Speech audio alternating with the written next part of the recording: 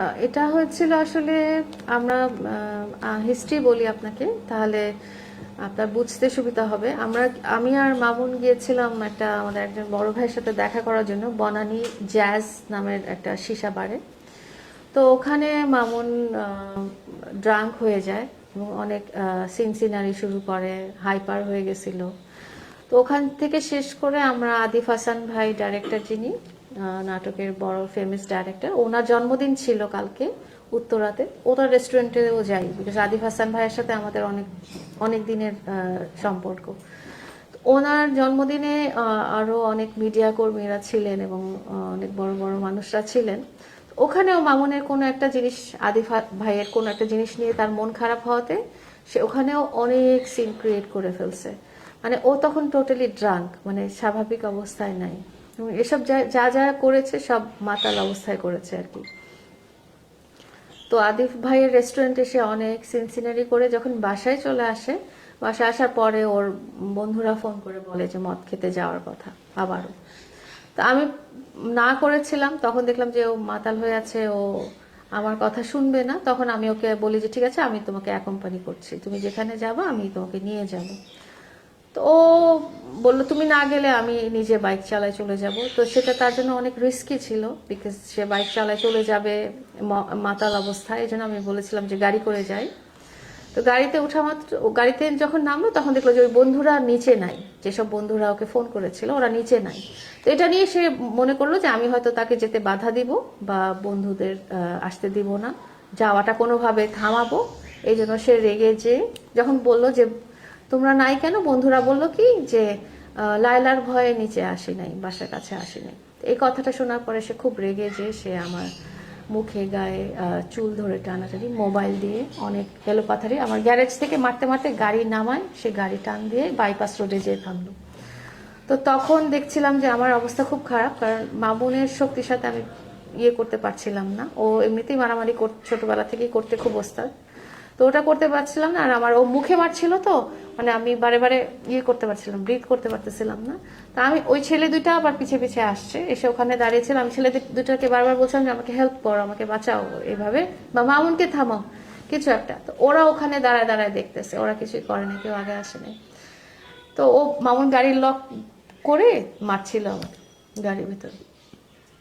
আচ্ছা লায়লাপা, আপনি এবং মামুন বলেছিলেন আপনাদের বিয়ে হয়নি, তো সেখান থেকে একটি প্রশ্ন করা আপনাকে। অনেকেই কোশ্চেন কমেন্ট করেছে আপনাদের যেহেতু বিয়ে হয়নি, একই ছাদের নিচে আপনারা দুজন কেন বসবাস করছেন বা কি পরিচয়ে বসবাস করছেন, 1 নম্বর প্রশ্ন। 2 নম্বর প্রশ্ন হচ্ছে, যেহেতু আপনাদের বিয়ে হয়নি, বিয়েটা প্রকাশও করেননি, তাহলে মামুন কোন অধিকারে আপনার গায়ে হাত তুললো?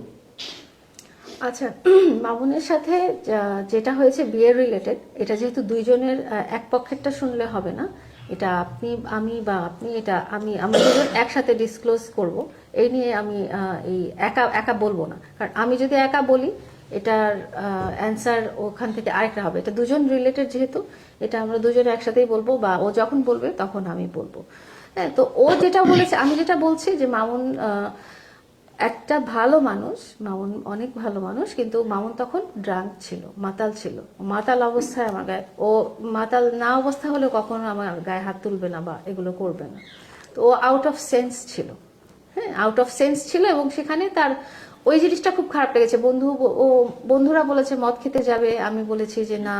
এখানে হচ্ছে নেশার যে ভয়াবহতা কি বলে, মাতাল হ্যাঁ, যাকে বলে। মাতাল হয়ে গেলে বা নেশার যে একটা মানুষকে অমানুষ করে দেয়। আমি এটা ওকে গাড়িতে উঠেও বলছি যে দেখো তুমি খেও না, কারণ তুমি এগুলো খেলে তুমি অমানুষ হয়ে যাও।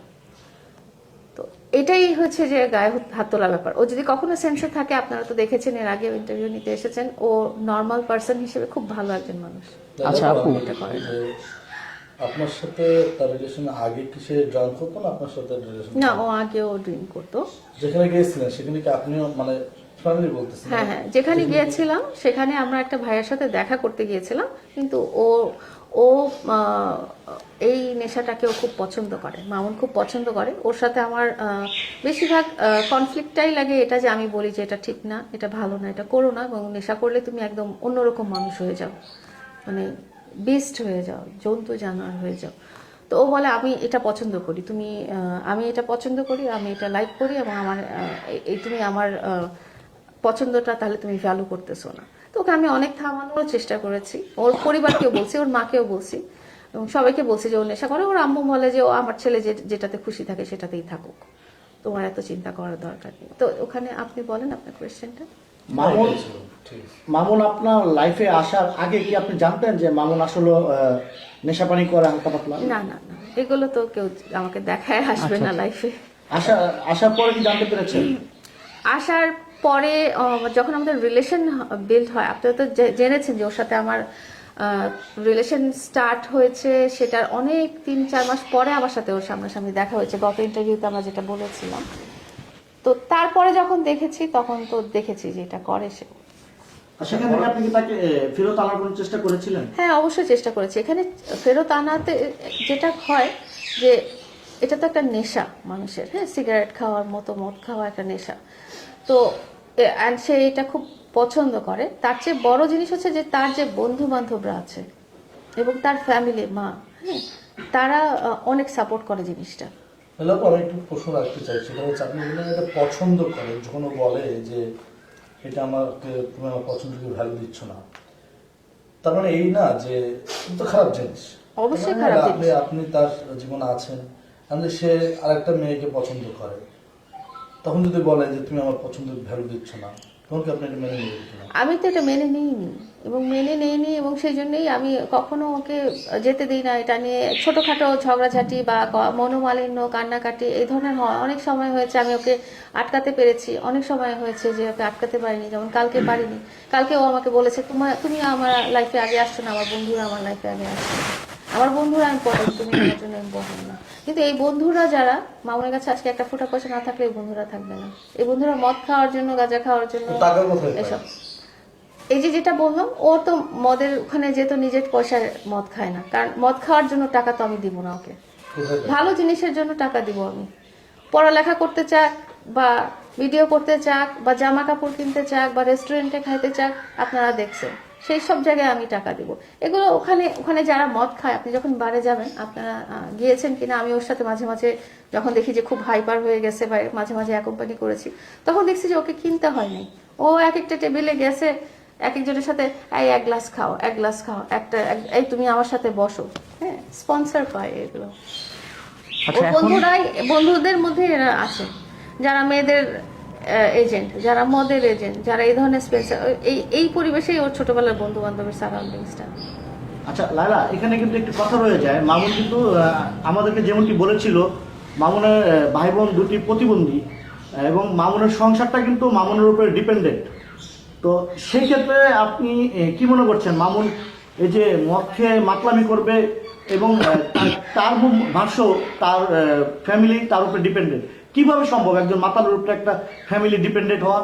আচ্ছা, যেটা হয়েছে যে ফ্যামিলি ডিপেন্ডেন্ট অনেক আগে থেকেই। ও যখন থেকে ইনকাম করে তখন থেকেই ও যা ইনকাম হয় তার সবটুকু ইনকামই তার পরিবারে চলে যায়। মাঝখানে আমার সাথে পরিচয় হওয়ার সময় বেশ কিছু মাসে ও ইনকাম করে নাই, তখন আমি ওকে সাপোর্ট করেছিলাম। হ্যাঁ, এখন আমার সাপোর্ট এবং তার সাপোর্ট দুইটা মিলে তাদের কিন্তু এখন একটা ভালো স্ট্যাবলিশমেন্ট হয়েছে, তাদের একটা বাড়ি হয়েছে, পুকুর আছে, জমি জমা আছে, এবং সেখান থেকে তার ফ্যামিলি কিন্তু একটা ইনকাম আছে। হ্যাঁ, তো এখন মামুনের যে কনফিডেন্স লেভেলটা চলে আসছে বাড়িটা হওয়ার পরে, যে এখন যেহেতু তার মা বাবার একটা থাকার জায়গা আছে, ভাই বোনের একটা থাকার জায়গা আছে, সে তার ভাইকে একটা বাইক কিনে দিয়েছে, সে ভাইটা ওই ইয়ে করে, বাইক চালায়, হ্যাঁ, প্রতিবন্ধী যে ভাইটা আছে বাইক চালায়, লোকজন প্যাসেঞ্জার ক্যারি করে আর কি। ইউবার করে আর কি। হ্যাঁ, হ্যাঁ, বাড়ি ঘর গ্রামে। বানানোর টাকা কি আপনি দিয়েছেন কিনা? না না, বাড়ি ঘর বানানোর টাকা সে দিয়েছে, বাট আমি তাকে সাপোর্ট করেছি।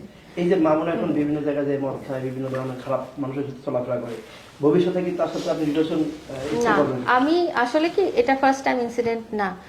প্রত্যেকবারই আমি যখন লাইভে এসেছি বা প্রত্যেকবারই যখন যেটা বলেছি যে এইটা কিন্তু ফার্স্ট টাইম। গতবারই আমি যখন লাইভে এসেছি তখনও মামুন কিন্তু আমাকে মোবাইল দিয়ে মেরেছে। আপনারা দেখবেন যে ছবিতে আমি গালে হাত দিয়ে, ভিডিওগুলোতে আমি গালে হাত দিয়ে কথা বলছি।